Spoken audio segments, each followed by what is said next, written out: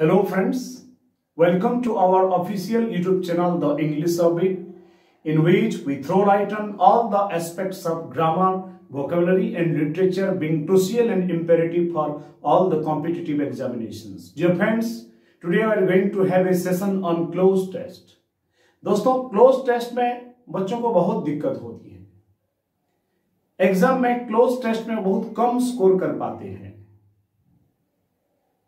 बार बार वे हमें ये पूछते हैं कि सर क्लोज टेस्ट को कैसे किया जाए। तो आइए दोस्तों, आज हम क्लोज टेस्ट पर अपना चर्चा शुरू करते हैं। क्लोज टेस्ट दोस्तों बेसिकली एक पैसेज होता है जिसमें कुछ ब्लैंक्स होते हैं और उन ब्लैंक्स को फिल करने के लिए आपके सामने कुछ ऑप्शंस दिए होते हैं और आपको उनमें से सही ऑप्शन को उस ब्लैंक में फिल करना होता है। तो ये क्लोज टेस्ट बेसिकली कौन कौन से चीज पर आधारित होता है देखते हैं दोस्तों। क्लोज टेस्ट में दोस्तों शब्दों के ग्रामर और उनके प्रयोग दोनों पर सवाल दिए जाते हैं। पार्ट्स ऑफ स्पीच भी क्लोज टेस्ट में होते हैं दोस्तों, अर्थात a and the, preposition, on, in, at, of, adjective, adverb, pronoun, कोई भी पार्ट क्लोज टेस्ट में इंक्लूड हो सकता है दोस्तों। तथा वर्ड्स में होमोनिम्स, कंफ्यूजेबल वर्ड्स, इस तरह के बहुत सी चीजें इसमें इंक्लूड होते हैं। तो मैं एक बार आपको लिख के समझा रहा हूं। क्लोज टेस्ट में होमोनिम्स पर सवाल आ सकते हैं। होमोनिम्स मीन्स दोस्तों, होमोनिम्स, होमोफोनस, होमोग्राफ हम पढ़ेंगे जिनके स्पेलिंग और मीनिंग में अंतर हो लेकिन साउंड सेम हो। साउंड तो सेम लेकिन स्पेलिंग और मीनिंग में अंतर है, वो होमोफोनस होते हैं। होमोग्राफ स्पेलिंग लगभग सेम होता है, लेकिन मीनिंग अलग अलग होता है। होमोग्राफ, होमोनिम्स में दोनों आ सकते हैं। होमोनिम्स में होमोफोनस भी आ सकता है और होमोग्राफ भी हो सकता है। तो क्लोज टेस्ट में होमोनिम्स पर क्वेश्चन आ सकता है, जैसे कि दोस्तों कानवास ये आ गए दोस्तों। एवेट ये आ गई। तो क्लोज टेस्ट में एक इंपॉर्टेंट एस्पेक्ट यह है दोस्तों, होमोनिम्स। दूसरा दोस्तों एप्रोप्रिएट यूज ऑफ वर्ड, या आप इसको कह सकते हैं जनरल वर्ड और एग्जैक्ट या एक्यूरेट वर्ड, इस पर भी सवाल आधारित होता है। जनरल वर्ड या एग्जैक्ट या एप्रोप्रिएट वर्ड, जैसे कि मैंने आपको एक सवाल दे रखा है इसमें, जैसे कि दोस्तों बिग का मतलब भी बड़ा, लार्ज का मतलब भी बड़ा, स्पेसियस का मतलब भी बड़ा, तो किसको लगाए। कुछ वर्ड्स होते हैं और जनरली सब जगह लग जाते हैं, लेकिन कुछ वर्ड्स होते हैं एग्जैक्टली उसी जगह पर लगाएंगे जहां उनका संदर्भ है। तो general word, exact word, accurate word ले लेते हैं। गेट का मतलब भी होना, बिकम का मतलब भी होना और दोस्तों टर्न का मतलब भी होना, मीनिंग सेम। और होने के लिए हम अक्सर बिकम चुनते हैं, लेकिन कुछ जगह पर आपको गेट लगाना होता है, कुछ जगह पर आपको टर्न लगाना होता है। तो दोस्तों जनरल वर्ड, एग्जैक्ट या एक्यूरेट वर्ड, इन पर भी सवाल आधारित होता है क्लोज टेस्ट में। क्लोज टेस्ट में दोस्तों पार्ट ऑफ स्पीच अर्थात प्रीपोजिशन, कंजंक्शन, आर्टिकल, डिटरमाइनर तथा और भी जो एडजेक्टिव, एडवर्ब, नाउन, प्रोनाउन है, उन पर भी सवाल होते हैं। तो दोस्तों क्लोज टेस्ट में वर्ड्स और ग्रामर दोनों पर सवाल होते हैं, जिसका मैंने कुछ आपको अभी संदर्भ यहां बताया कि homonyms use of exact word, appropriate word तथा पार्ट ऑफ स्पीच तथा कोई भी शब्द पर सवाल दिया जा सकता है। तो इसके लिए हमें क्या क्या करना चाहिए, हमारे अंदर वो क्या क्या चीज होना चाहिए कि हम इस तरह के सवाल को कर पाए और अच्छा स्कोर कर पाए। सबसे पहले तो दोस्तों आपका वोकेबलरी बढ़िया होना चाहिए। बहुत लोग इसके लिए ट्रिक्स पूछते हैं। ट्रिक कब लागू होगा, कब लागू हो सकता है? जब आपको सारे शब्दों का मीनिंग आता हो, आप पैसेज जो है उस पैसेज का मीनिंग समझ में नहीं आ रहा है, ना ही जो ऑप्शंस दिए गए उसके वर्ड्स का मीनिंग आपको आता है, तो आप कैसे ट्रिक लगाएंगे बताइए। सबसे पहले तो वोकेबलरी आपका बढ़िया होना चाहिए। दूसरा, आपका रीडिंग एंड अंडरस्टैंडिंग स्किल्स सही होना चाहिए। आप किसी चीज को पढ़कर उसका मीनिंग को समझ पा रहे हैं, उसके सेंस को, उसके थीम को समझ पा रहे हैं, तो रीडिंग और अंडरस्टैंडिंग आपका बढ़िया होना चाहिए क्लोज टेस्ट को करने के लिए। तीसरा, पार्ट्स ऑफ स्पीच का नॉलेज होना चाहिए। कौन सा कंजंक्शन कहां पर लगता है और प्रीपोजिशन कहां पर यूज होता है, कहां लगता है, फिक्स प्रीपोजिशन, कौन से शब्द के साथ कौन सा प्रीपोजिशन फिक्स्ड होता है, ये सब चीजें आपको आना चाहिए। अर्थात कुल मिलाकर पार्ट्स ऑफ स्पीच का नॉलेज आपको आना चाहिए। तो मैं आपको इस क्लोज टेस्ट के माध्यम से बताने वाला हूं कि हम कैसे क्लोज टेस्ट को करें। कुछ बेसिक चीजें जो बेसिक रिक्वायरमेंट है क्लोज टेस्ट को अटेम्प्ट करने का मैंने आपको समझाया। वोकेबलरी, आपके अंदर पर्याप्त मात्रा में वोकेबलरी का नॉलेज होना चाहिए। कहने का मतलब ज्यादा से ज्यादा वर्ड्स का मीनिंग आना चाहिए। और वर्ड्स में भी जो वैरायटी है, होमोनिम्स, होमोग्राफ, ओके, होमोफोनस, कंफ्यूजेबल वर्ड्स जिनका मीनिंग सेम होता है लेकिन प्रयोग अलग अलग होता है, उन सब वर्ड्स पर अच्छा काम होना चाहिए। दूसरा, पार्ट्स ऑफ स्पीच का नॉलेज होना चाहिए। तीसरा, आपका रीडिंग और अंडरस्टैंडिंग बढ़िया हो। ये 3 बेसिक रिक्वायरमेंट्स हैं। तो आइए हम इस क्लोज टेस्ट को अटेम्प्ट करते हैं। जब भी आप किसी क्लोज टेस्ट को करेंगे, पहले पूरा पैसेज को पढ़ेंगे, ऑप्शन को देखेंगे नहीं ऑप्शन में क्या है।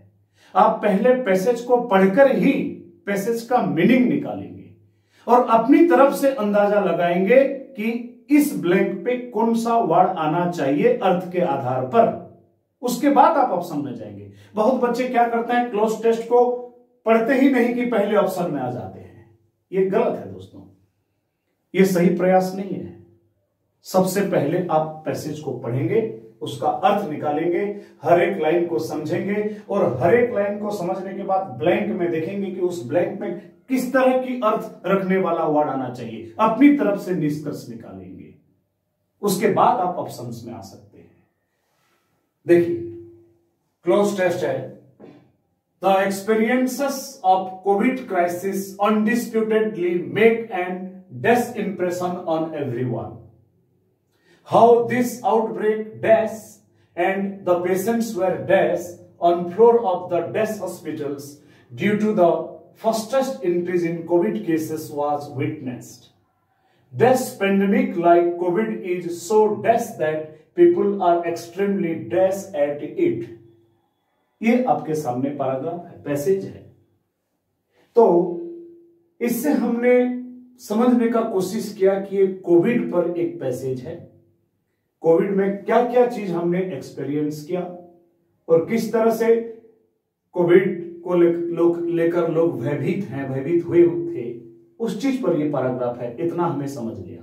अब हम हर लाइन को देखेंगे और कोशिश करेंगे अपनी तरफ से ये अंदाजा लगाएंगे कि यहां कौन सा वर्ड आना चाहिए। देख लेते हैं। The experiences of Covid crisis undisputedly make an डेस impression on everyone. Covid crisis को लेकर जो अनुभव है वो लोगों के ऊपर किस तरह की इंप्रेशन डालता है, किस तरह की इंप्रेशन डालता है, ये देख लीजिए। निश्चित रूप से पता चल रहा है कि लोगों के अंदर कोविड ने ऐसा इंप्रेशन डाला है जो कभी लोग भूलेंगे नहीं। अंदाजा लगाइए, कोई भी चीज का इंप्रेशन हमारे ऊपर पड़ता है, कैसा इंप्रेशन, काफी टाइम तक वो चीज हमारे जहन में रहता है, उस तरह की इंप्रेशन डालता है वो चीज हमारे ऊपर। तो इस तरह का कुछ वर्ड लगना चाहिए कि हर व्यक्ति के ऊपर एक ऐसा प्रभाव डाला जो लॉन्ग टाइम तक वो चीज जहन में रहेगा, व्यक्ति भूलेगा नहीं। तो हम उस वर्ड के करीब जा रहे हैं ऐसा सोचते सोचते। अब हम ऑप्शन पे आएंगे कि ऑप्शन में क्या क्या वर्ड है, देख लेते हैं। पहले हमने अंदाजा लगा लिया, अब हम ऑप्शन में आ रहे हैं। पहला ऑप्शन है इरिवोकेबल। इरिवोकेबल का मतलब दोस्तों जिसको रिवोक नहीं किया जा सकता, जिस चीज को चेंज नहीं किया जा सकता। जैसे कि कोई डिसीजन किसी ने ले लिया, किसी की तरफ से, किसी सरकार की तरफ से, अथॉरिटी की तरफ से कोई डिसीजन दे दिया गया या कोई चीज कर दिया गया, वो इरिवोकेबल है, अर्थात उसको चेंज नहीं किया जा सकता, हटाया नहीं जा सकता, रिवोक नहीं किया जा सकता, वो वहां पर लगता है इरिवोकेबल। अर्थात कोई, मान लीजिए कोई कानून बना दिया गया, उस कानून को हटाया नहीं जा सकता, तो रिवोक नहीं कर सकते, वो इरिवोकेबल है। पार्लियामेंट में जो भी निर्णय लिए जाते हैं, कॉन्स्टिट्यूशन में जो भी चीज इंक्लूड किए जाते हैं, कुछ चीजें ऐसे होते हैं वो इरिवोकेबल होते हैं, अर्थात उनको हटाया नहीं जा सकता। तो इसका अर्थ हो गया ये। इनडेलिबल है दोस्तों जिस चीज को मिटाया नहीं जा सकता, भुलाया नहीं जा सकता, जो चीज एक परमानेंट होके रह जाता है। गांधी जी का विचारधारा, स्वामी विवेकानंद जी का विचारधारा हम लोगों के ऊपर एक इनडेलिबल प्रभाव डालते हैं। जीवन में कभी भी कोई भी दिक्कत हो तो इन लोगों की जो विचारधारा है उस पर चर्चा होती है, क्योंकि वो परमानेंट है, उनको भुलाया नहीं जा सकता। समस्याओं को सुलझाने के लिए उन विचारधाराओं पर हम जाते हैं। तो इनडेलिबल का मीनिंग परमानेंट है, जिस चीज को हम भुला नहीं सकते। इनइफेसिबल क्या है दोस्तों, जिस चीज को मिटा, इफेस का मतलब मिटाना। मैंने यहां कोई चीज लिख दिया है, इसको मिटा देंगे तो ये इफेस है। परमानेंट मार्कर में लिख देंगे तो नहीं मिटाया जा सकता, इनइफेसिबल। तो इनइफेसिबल का फिजिकल कॉन्टेक्स्ट भी है और एब्स्ट्रैक्ट कॉन्टेक्स्ट भी है, दो कॉन्टेक्स्ट हो गया। किसी चीज को मिटाया नहीं जा सकता और इनइफेसिबल। इनएविटेबल का मीनिंग अनिवार्य होता है, जो चीज आवश्यक है, अनिवार्य है। जैसे कि आप परीक्षा देते हैं तो आप ग्रेजुएशन होना चाहिए, ये इनएविटेबल है। तो आप देखते हैं कि यहां कौन सा वर्ड लगना चाहिए। निश्चित रूप से जो मैंने आपको मीनिंग समझाया और जिस तरह से हमने देखा कि यहां पर क्या अर्थ आ रहा है, इस हिसाब से यहां पर इनडेलिबल वर्ड आना चाहिए। ऐसा इंप्रेशन डाल दिया जो भुलाया नहीं जा सकता। तो दोस्तों यहां पर इनडेलिबल लगा। तो इस सवाल को करने के लिए क्या चाहिए था? एक तो इस पैराग्राफ को पढ़कर इस लाइन को समझना था कि इसमें किस तरह का अर्थ आना चाहिए। दूसरा, यहां पर जो शब्द हैं उनका मीनिंग आना चाहिए था। इसमें आप क्या ट्रिक लगाएंगे? आपको इन शब्दों का अर्थ नहीं आता है तो आप कैसे कर पाएंगे बताइए। तो दोस्तों ये पहला रिक्वायरमेंट है और इंपॉर्टेंट रिक्वायरमेंट है। दूसरे में आते हैं दोस्तों, how this outbreak dash. How this outbreak dash. Outbreak का मतलब दोस्तों महामारी, बीमारी तथा आपदा होता है। अगर आपको इसका मीनिंग नहीं आता है तो आप क्या करेंगे बताइए? आपको आउटब्रेक का मीनिंग आना चाहिए। किस तरह से यह महामारी या यह बीमारी, यह आपदा आया, फैला, उत्पन्न हुआ, इस तरह का कोई वर्ड यहां आना चाहिए। यह बीमारी किस तरह से आया, किस तरह से फैला, किस तरह से उत्पन्न हुआ, इस तरह का कुछ वर्ड्स यहां आना चाहिए। अब हम ऑप्शन में आएंगे। डिफ्यूज। ये जो दोस्तों डिफ्यूज है, इसका एक मीनिंग तो जो बम होते हैं, एक्सप्लोजिव होते हैं, उनको डीएक्टिवेट करना होता है, तो वो मीनिंग तो यहां आने का है। इसका दूसरा मीनिंग है दोस्तों तनाव को कम करना, रिड्यूस द टेंशन, वो भी यहां मीनिंग नहीं आ रहा है, तो डिफ्यूज तो नहीं आएगा यहां पर। रिफ्यूज का मीनिंग आपको पता है, मना करना, ये भी नहीं आएगा। कंफ्यूज का मीनिंग है आपको पता है, भ्रमित करना। और एक रह गया दोस्तों डिफ्यूज, DIFFUSE। डिफ्यूज का मीनिंग दोस्तों स्प्रेड, फैल जाना। तो देख लीजिए, ये होमोनिम्स या होमोफोनस पर सवाल है। डिफ्यूज DEFUSE और DIFFUSE, इस तरह के वर्ड पर काम होना चाहिए। डिफ्यूज तो बम को डिफ्यूज करना, रिड्यूस टेंशन, तनाव को कम करना, जबकि ये वाला डिफ्यूज है स्प्रेड करना। तो निश्चित रूप से दोस्तों यहां पर डिफ्यूज आएगा। Next, and the patients were dash on floor. किस तरह से यह बीमारी फैला और कैसे मरीज हॉस्पिटल्स के फ्लोर पर डैश किए गए। तो देख लीजिए, यहां अर्थ आ रहा है कि किस तरह से मरीजों को फर्श पर, आपको पता है किस तरह का एक मंजर था, कैसे पेशेंट को बेड भी नहीं मिलते थे और फ्लोर पर ही लेटा दिया जाता था। तो इस तरह से कोई वर्ड आना चाहिए। यहां पर देख लेते हैं, LAIN, लेन, लाइड, लेड, लेड। देखिए कंफ्यूजेबल है कितने, मैं बताता हूं। यहां पर LIE, लाइड का मीनिंग जब झूठ बोलना, तो उसका सेकंड फॉर्म लाइड, थर्ड फॉर्म लाइड होता है। LIE, लाइड का मीनिंग जब लेटना, उसका सेकंड फॉर्म ले और थर्ड फॉर्म लेन होता है। ध्यान दें, लाइड झूठ बोलना तो सेकंड फॉर्म लाइड, थर्ड फॉर्म लाइड। लाइड लेटना तो सेकंड फॉर्म ले, थर्ड फॉर्म लेन। जबकि अगला है ले रखना, कहीं पर कुछ रखना, lay, second form laid, third form laid. ये रखने का अर्थ दे रहा है। एक वर्ड है लीड, नेतृत्व करना, जिसका सेकंड फॉर्म लेड और थर्ड फॉर्म लेड। यहां अर्थ आ रहा है किस तरह से मरीजों को फर्श पर रख दिया जाता था। तो निश्चित रूप से रखना ले और इसका थर्ड फॉर्म लेड। एक सेंटेंस पैसिव वॉइस में है, तो दोस्तों यहां पर LAID, लेड आएगा। इसके लिए क्या चाहिए था आपको? लाए, ले, लीड, इनके बीच में क्या अंतर है, क्या मीनिंग है, इनका फॉर्म क्या होता है, ये जानना था। इसके बिना आप इस सवाल को कैसे कर पाएंगे? तो आप खुद ही निष्कर्ष निकाल लीजिए कि क्या क्या चाहिए आपको क्लोज टेस्ट को करने के लिए। नेक्स्ट,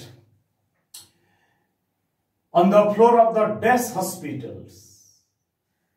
डैश हॉस्पिटल्स बड़े बड़े थे, बहुत बड़े बड़े विशाल हॉस्पिटल थे, लेकिन उनमें बेड होता ही नहीं था।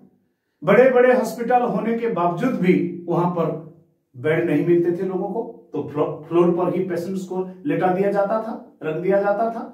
तो निश्चित रूप से यहां पर ये बड़े हॉस्पिटल्स की बात हो रहे हैं। ऑप्शन में देख लीजिए, बिग, लार्ज, स्पेसियस।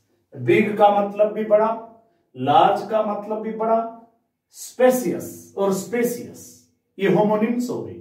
ये जो स्पेसियस है दोस्तों, SPECIOUS, इसका मीनिंग नकली होता है। तो ये तो पहले से ही ऑप्शन से बाहर हो गया, नकली। और ये जो स्पेसियस होता है, इसका मीनिंग बड़ा होता है, जहां काफी स्पेस हो, जहां काफी लोग बैठ सके या कोई समारोह में वहां लोग आ सके, उसको स्पेशियस बोलते हैं। तो यहां पर 3 चीज हैं, बिग, लार्ज, स्पेशियस। हमें इनमें से चुनना पड़ेगा। भले ही बिग का मतलब बड़ा, लार्ज का मतलब बड़ा, लेकिन यहां पर स्पेशियस को हम चुनेंगे, क्योंकि स्पेशियस हॉस्पिटल्स में मतलब बहुत स्पेशियस हॉस्पिटल थे। बाकी टाइम में नॉर्मली बहुत स्पेस हुआ करता था, लेकिन स्पेस होने के स्पेशियस हॉस्पिटल होने के बावजूद भी लोगों को लेटा दिया जाता था, क्योंकि सीट ही नहीं होते थे। तो यहां पर हम यहां स्पेशियस को चुनेंगे दोस्तों। एप्रोप्रिएट वर्ड है स्पेशियस होगा यहां पर। Next, due to the fastest increase in Covid cases was witnessed. तो किस तरह से ये बीमारी फैला, लोगों को बड़े बड़े हॉस्पिटल, स्पेशियस हॉस्पिटल में फ्लोर पर ही लेटा दिया जाता था। तो उस सब चीजों को हमने विटनेस किया। आगे देखते हैं दोस्तों। Dash, pandemic like Covid is so dash that people are extremely dash at it. तो यहां पर कोई एडवर्ब आना चाहिए, कोई सेंटेंस एडवर्ब आना चाहिए, क्योंकि यहां मीनिंग आ रहा है कि वाक्य के शुरुआत में ही यह आ गया, pandemic Covid is so death that, तो यहां कोई सेंटेंस एडवर्ब आना चाहिए जो पूरे वाक्य को विशेषता को बताते हो। देखते हैं क्या क्या दे रखा है। डेफिनेटली निश्चित रूप से, सर्टेनली निश्चित रूप से, नो डाउट एक आया है, एम्बिगुअसली एक आया है। तो इन ऑप्शंस को और इस वाक्य को देखकर पता चल रहा है कि मीनिंग कैसा आ रहा है। निश्चित रूप से पेंडेमिक लाइक कोविड जैसे महामारी इतना डैश था कि लोग डर गए या भयभीत हो गए, कुछ इस तरह की ये चीज है दोस्तों। देखते हैं तो यहां क्या लगाना है निश्चित रूप से के लिए। निश्चित रूप से के लिए डेफिनेटली है, सर्टेनली है, नो डाउट को लेकर थोड़ा मैं आपको पहले समझाता हूं। बहुत लोग नो डाउट का मीनिंग समझते हैं कि निसंदेह, गलत है दोस्तों। नो डाउट का मीनिंग निसंदेह नहीं होता है।